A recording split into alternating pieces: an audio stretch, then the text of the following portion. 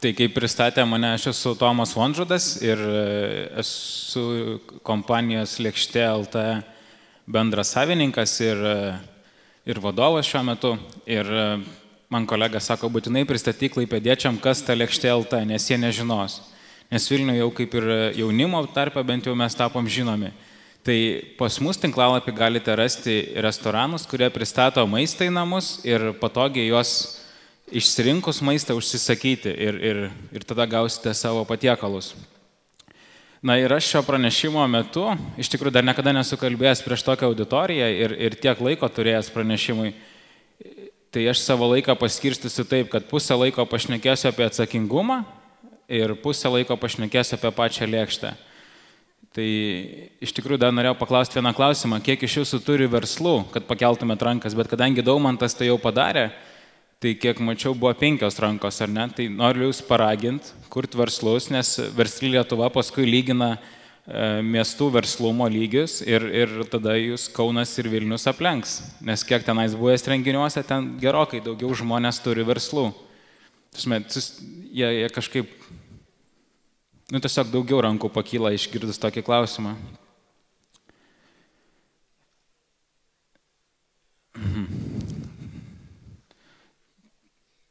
Tai dažnai girdžiu žmonės sakančius arba kažkas aplinkui šneka, sako, viskas reikia kažką daryti, užtenka galvot, užtenka laukti, reikia imti ir daryti. Ir tada taip galvojam mes su kolegomis, ar mes gimė arkliais, nes arklys toksai, jisai gimė kažką daryti, atsikėlė iš ryto, dirba pravagoja, pamiega, vėl kitą dieną vėl dirba vagoja, ar ne? Tai mes nesame arkliai, mes nesame gimę dirbti fizinį darbą, todėl manau, kad reikia, žmogus turi protą, žmogus turi galvoti ir mąstyti, ar ne, kurti idėjas ir jas įgyvendinti. Ir tos idėjos dažniausiai bus socialiniai verslai arba verslai siekiantis pelno.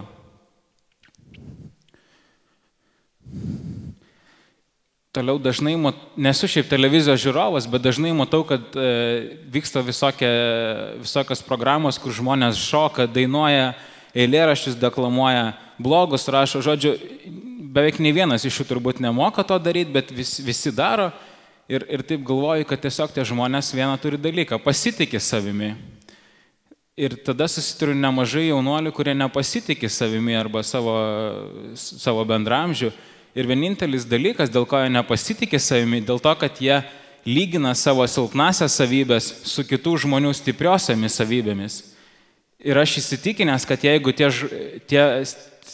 prieš kuriuos lyginas, jeigu jie paimtų savo silpnasias savybės ir palygintų su to žmogaus, kuris nepasitikė savimi stipriosiamis savybėmis, tada tas nepasitikėtų, ar ne, kuris šiaip jau pasitikė.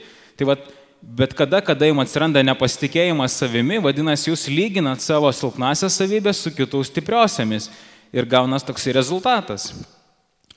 Toliau dar pastebiu, kad visi daro kaip visi. Visiems atrodo, kad jeigu turėsiu karjerą, jeigu pradėsiu nuo asistento ir užaugsiu iki kokio nors didelio projektų vadovo arba skyriaus vadovo, tai bus man sėkmė, bus laimė, jeigu turėsiu šeimą, bus vėlgi laimė, jeigu turėsiu pinigų, būsiu laimingas, jeigu turėsiu kažką pasirodyti prieš draugus ar prieš kitus, vėlgi būsiu laimingas, jei parašys apie mane žmonės, būsiu laimingas. Bet ar tikrai? Ar tikrai visi šitie dalykai atneša laimę?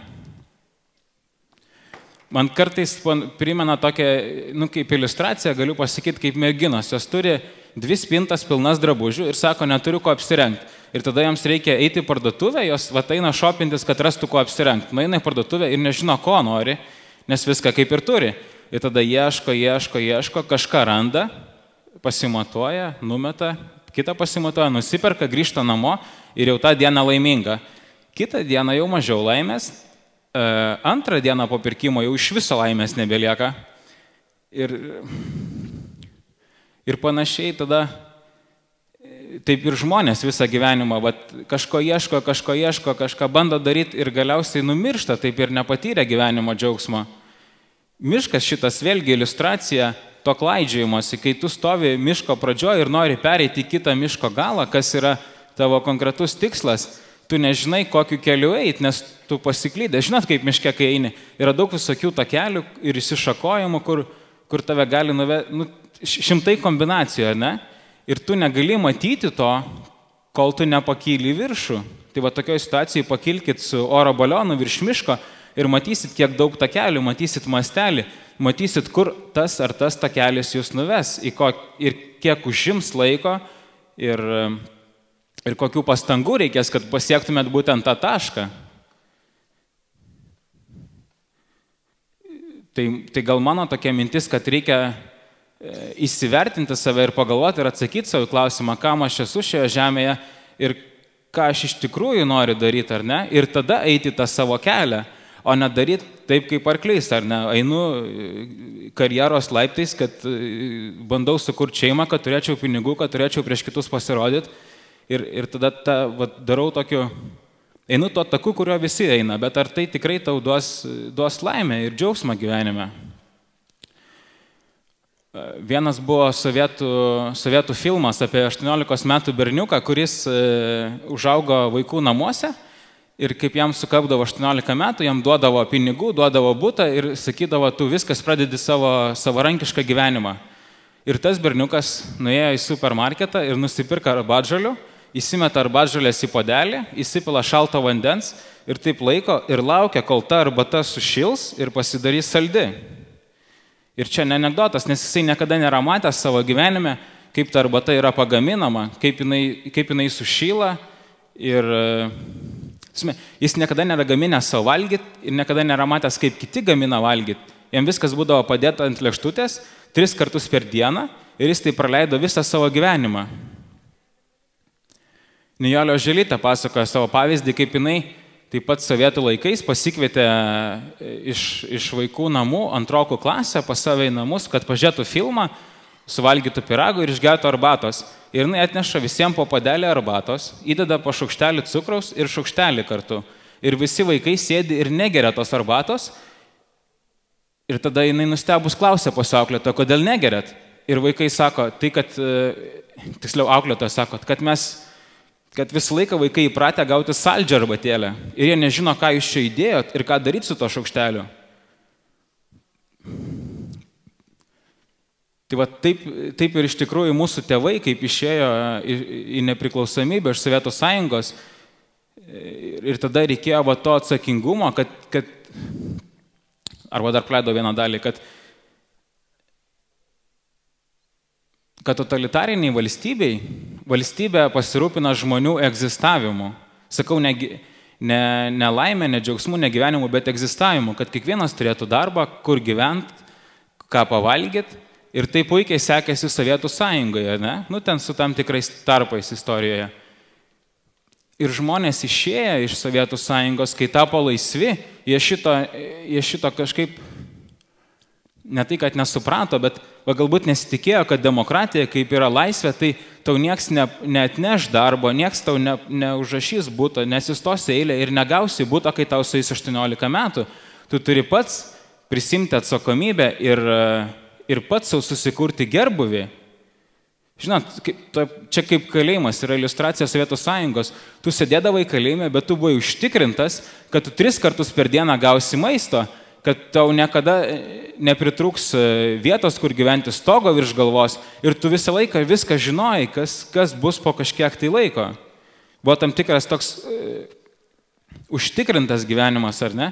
Ir kai žmonės tapo nepriklausomi, laisvi, jiems reikėjo daryti, dabar mums reikia, ar ne, mūsų tėvams reikėjo, jiems reikėjo patiems susikurti savo gerbuvį ir suprasti, kad jie patys yra atsakingi už tai. Žinot, kartais žmogus gauna iš akmens per galvą, nukrenta akmuo per galvą iš dangaus ir tada sako, skauda man galvą. Ir ne visi pagalvoja, kad tą akmenį kažkada žmogus pats paėmė ir išmetė į viršų. Ir tas nukritęs akmuo ant galvos yra pasekmė to, kas kažkada atsitiko, kokius tu sprendimus padarei savo gyvenime.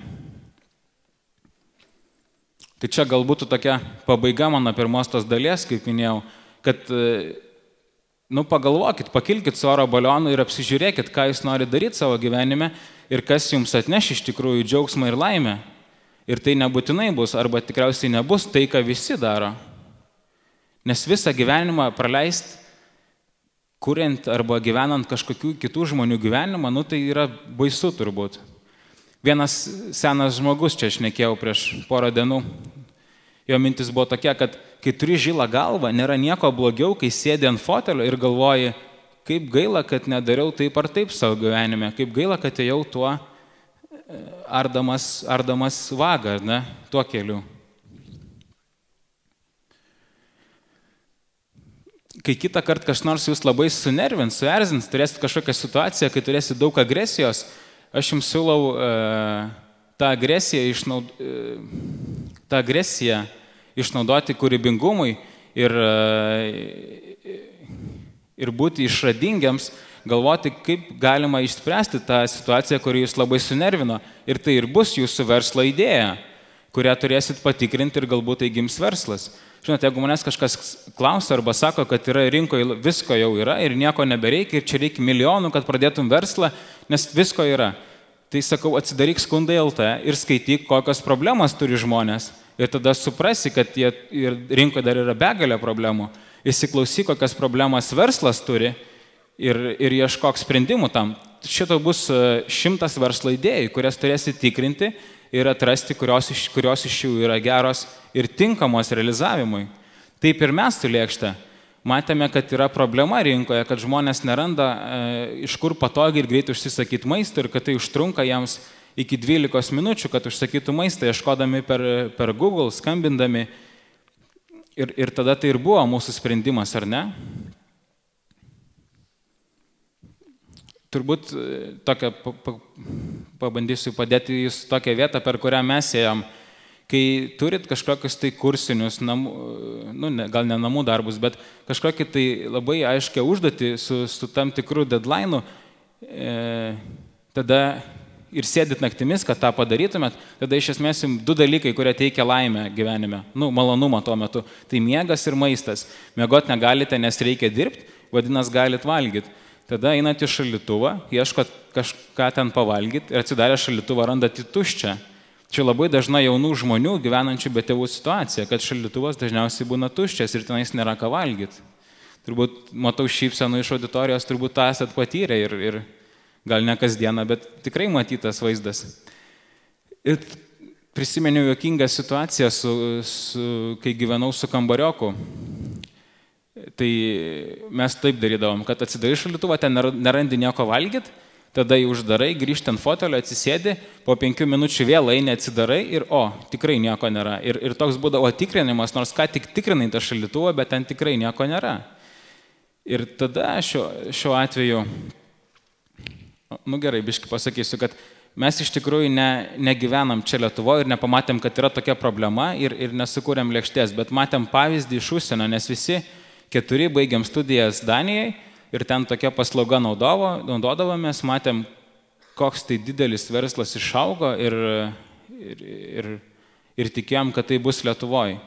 Na, bet tuo pačiu ir vienas iš mūsų, grįžęs į Lietuvą 2 savaitėm, 3 kartus berods užsakinėjo maistą ir vieną kartą jam užtruko 12 minučių, kol jis surado, kas jam atvežė į Vilniaus kraštą sušių, nes jis norėjo sušių ir gyveno tam tikram rajone.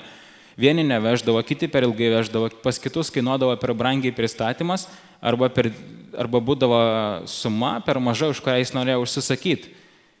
Ir galiausiai įsigrįžęs į Daniją sako, viskas, hebra, reikia Lietuvoje tokio biznio, nes žmonėms turėtų būti sunku. Na ir mes pradėjom tikrinti šitą idėją, pradėjom klausinėti pas draugus, pradėjom daryti apklausas ir gavom tokius rezultatus, kad buvo netgi daug pozityvesni, negu mes tikėjomės. Vadinasi, buvo toks stiprus signalas grįžti ir daryti, ar ne? Nors buvo galimybė tenais toliau dirbti Danijoje, toliau studijuoti Danijoje, bet tas toksai noras daryti verslą pas visus degė. Nes, žinai, baigus studijas, baigus bakalaurą, tu pradedi, tu turi tokius kelius, arba tu eini magistrą studijuoti, arba dirbi kažkur, arba kuri verslą. Tai mes visi norėjom eiti to verslo kūrimo keliu. Na ir grįžę čia pasiklausinėjom pas restoranus, gavom iš restoranų pozityvų atsakymą ir įkūrėm tada įmonę, išsinuomavom ofisą ir pradėjom dirbti. čia tas atsakymas, ką mes darome geriau negu Google. Tai tas žmogus, kaip jeigu gyvena Vilniaus kampe, jis pasako, kad aš gyvenu čia, tada jis gauna sąrašą restoranų, kurie pristato maistą būtent jam į namus ir gali rinktis iš to sąrašo pagal kategoriją, kas greičiausiai pristato, koks geriausias kitų žmonių įvertinimas, kas pigiausiai, tada jis gali atlikti užsakymą ir užsakęs gauti savo maistą. Na, o užsisakius žmogus, kai paspaudžia siųsti užsakymą į virtuvę, mes turim tokią patentuotą technologiją, kuri yra padėta pas restoranus, patentuotas nes dvipusis ryšys komunikavimo. Ir kaip jūs užsisakot, restoranas gauna tokį čekį, kur visas parašytas jūsų užsakymas. Ir tada jisai gali priimti toks, kaip yra, arba pakeisti laiką į vieną ar į kitą pusę. Tai va, mes galvojam, kad nugalėjom Google su šitą vietą.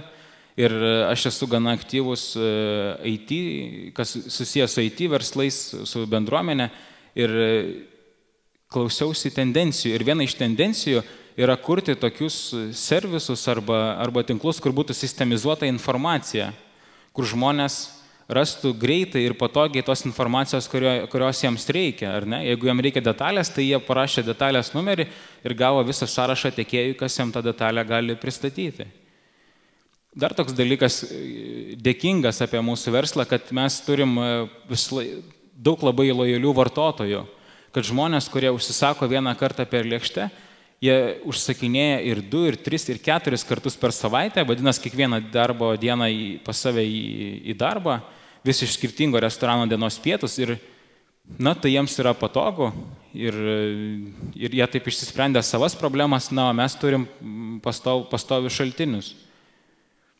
Iš viso dabar dirbam su 50 restoranų 3 Lietuvos miestuose.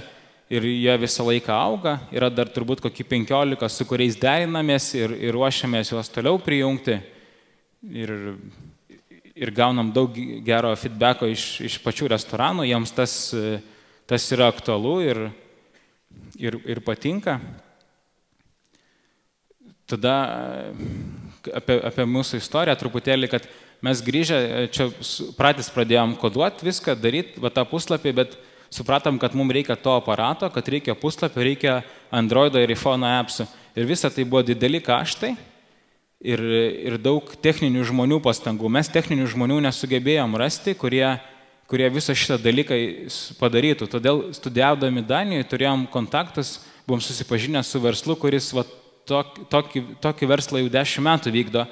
Ir tada susitarėm, kad mes visą išverčiam tai į lietuvių kalbą, jie investuoja pinigų į mus, mes investuojam savo laiko ir jie pasidalina savo know-how.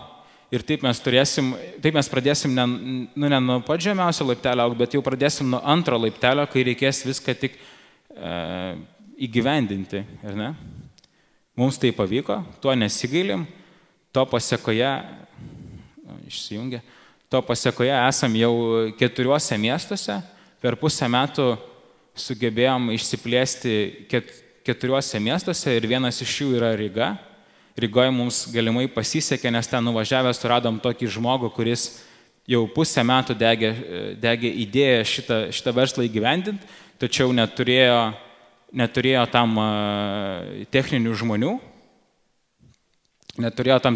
žmonių ir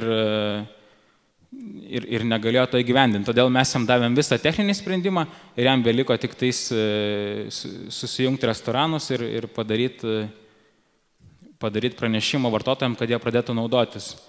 Dar vienas žingsnis, kurį mes dabar žengsim jau pirmadienį, tai yra savo autoparkas, kurį pristatinėsim maistą vartotojams. Tai kursim savo autoparką, kurio išvežiosim iš restoranų, kurie neturi pristatymo šiuo metu. Ir tuo norim išspręsti tokią problemą, kad dažnai vairuotojai, kurie atveža pizzas, atrodo kažkaip taip. Pats esu nekartą matęs, kai atvažiuoja vyrukas su maikutė su rankovėm, čia išlindę plaukai, čia parašyta Chicago Bulls, čia kabo grandinėlė su kryžiuku, kepurė taip, čia kažkoks kvapelis nuo jo su flip-flopais ir jisai atkiša tavo maistą, atkiša kitą ranką, duok pinigų ir viskas. Ir tada tu toks, na tai nėra reprezentatyvų ir tai nenuteikia tavęs gerai, tu neužsimanai valgyti nuo tokių vairuotojų, ar ne? tai mes tą sieksim išgyvendinti. Nes nei restoranai, nei vartotojai jūs norite, kad su jūsų maistu būtų taip elgiamasi. Na, o šiandien yra tam tikra šventė mūsų komandai, nes šiandien jau Lėkštė veikia ir Klaipėdoj, ir pradedam su mažai restoranų, bet vėlgi, kaip minėjau, yra derinamas ir jų bus vis daugiau ir daugiau. Ir noriu jūs pakviesti dalyvauti tokiam žaidime. Turėjom tokį technologinį sprendimą iš tikrųjų, kuris ne visai gavos. Tai dažniausiai prezentacijos sugriūna, sulūžta, jeigu yra įvelta kažkas su internetu, su laidais arba su technologijom. Geriausiai, kai viską reiktų rodyti ant popierių, tada žinai, kad nieks nesugrius.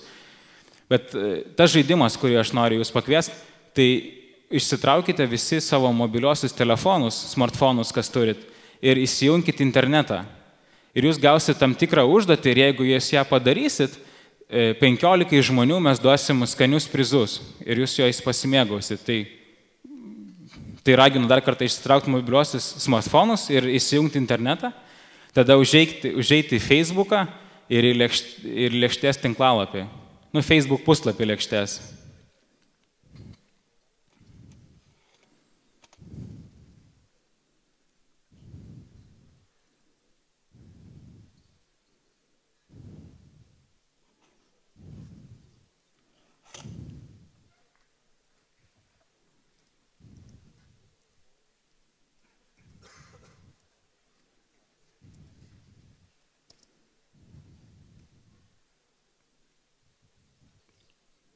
Na, ir vėl neveikia internetas, jo tiesiog nėra.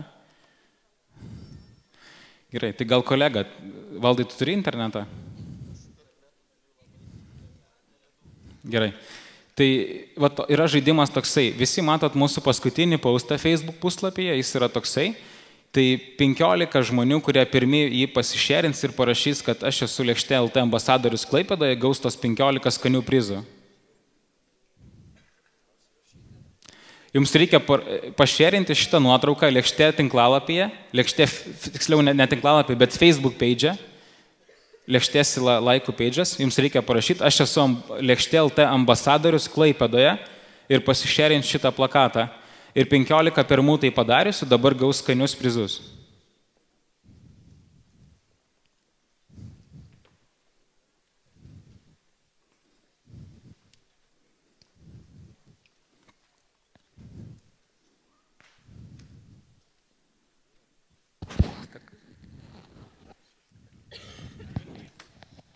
Aš esu Lėkštė LT ambasadorius Klaipėdoje.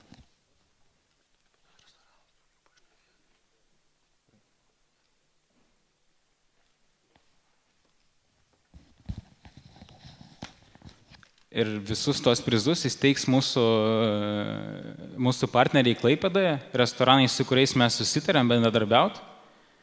Ir kai jūs jau baigsit visą šitą šerinimą, 15 žmonių pakviesim čia ant scenos ir jie atsims savo prizus ir tikiuosi skaniai jos sunaudos. O dar mes jau turim kokių nors žmonių, kurie pradėjo šerinti?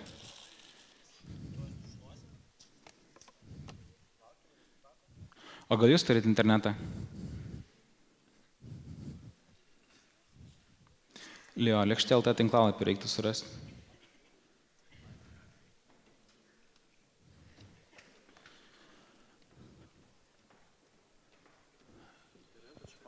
Jo, ir šitą, parodykit jo, kas pašerino. Jo, atsidarykit. Tai dabar kviesiu visus žmonės ir po 5 žmonės ateikit ir... Sekundį.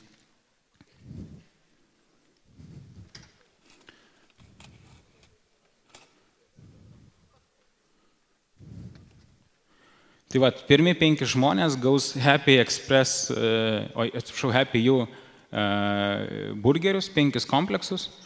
Ir tie žmonės 5 yra Akvilė Stončiūtė. Ir prašau tos žmonės, kurios paminu, ateikit čia, pasimsit savo prizus. Ir tada yra Indrė Rezgauskaitė, Pijus Lopata, Akvilė Stončiūtė ir Tomas Maurickas.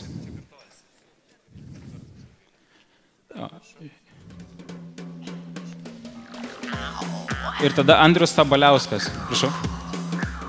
Prašau. Prašau.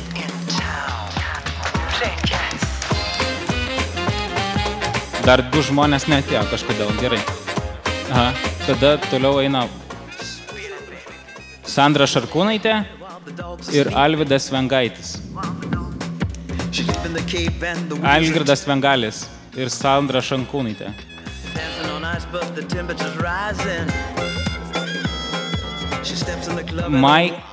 Markel Jenkitop. Domas Ignatavičius. Mantas Lukošius.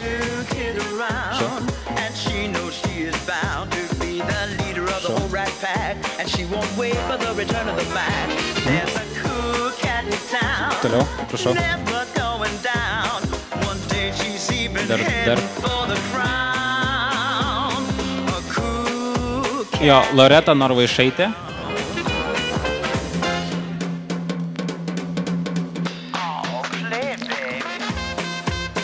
Prašau. Andrius Arnašius. Ir Robertas Mikuckis.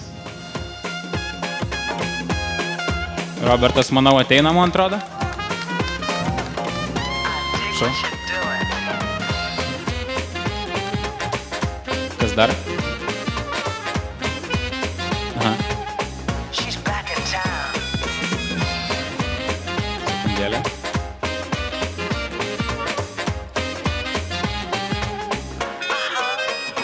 Loreta Norvaišaitė. Čia iš tikrųjų paustai yra, tai jeigu mes atsidarytume dar.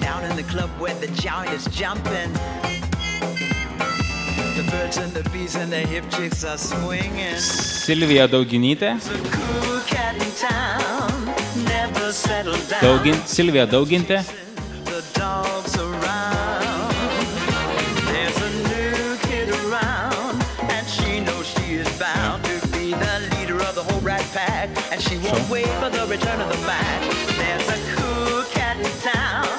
Dar turim iš viso 6 prizus ir mums daugiau neberodo, kas čia tą puslapį palaikino. Ja, nebegalim atiduoti prizų jums, ką? Aha, jūs žinot, kas pašerino, ar ne? Nu, prašau.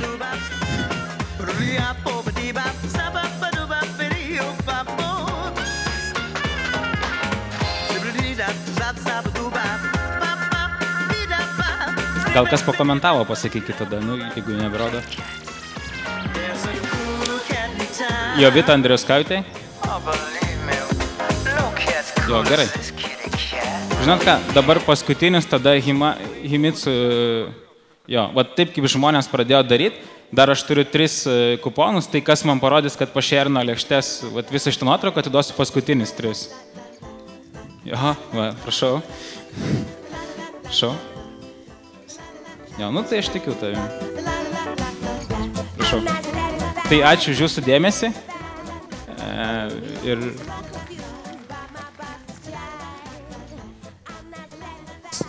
Tomas Vonžadas iš Lėkštė LT. Padėkokim dar kartelį jiems ir už pristatymą, ir už prizus. O dabar darome trumpą pertraukėlę ir apie pusvalandį 13:45 startuosime su kitais pristatymais. Lauksime jūsų čia grįžtančių po trumpų poilsio minučių.